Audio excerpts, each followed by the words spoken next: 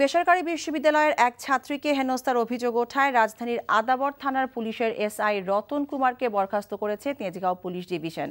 এর আগে তাকে দায়িত্ব থেকে প্রত্যাহার করা হয়। পুলিশের তেজগাঁও বিভাগের উপকমিশনার বিপ্লব কুমার সরকার এনটিভিকে জানিয়েছেন, তেজগাঁও ডিভিশনের এডিসির নেতৃত্বে 2 সদস্যের তদন্ত দল গঠন করা হয়েছে। তারা প্রতিবেদন জমা দিলে এসআই রতনের ব্যাপারে চূড়ান্ত সিদ্ধান্ত নেওয়া হবে।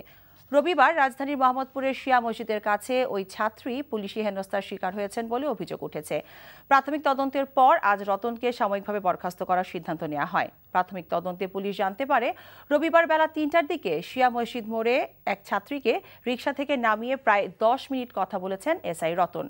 এ সময় তাদের মধ্যে উত্তপ্ত বাক্য বিনিময় হতে দেখেছেন আশপাশের লোকজন। তবে তাদের মধ্যে কি কথা হয়েছে তা কেউ বলতে পারেনি।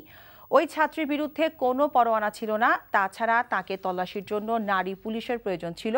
এসব বিষয় বিবেচনায় নিয়ে আজ তাকে সাময়িকভাবে বরখাস্ত করার সিদ্ধান্ত নেওয়া হয়েছে।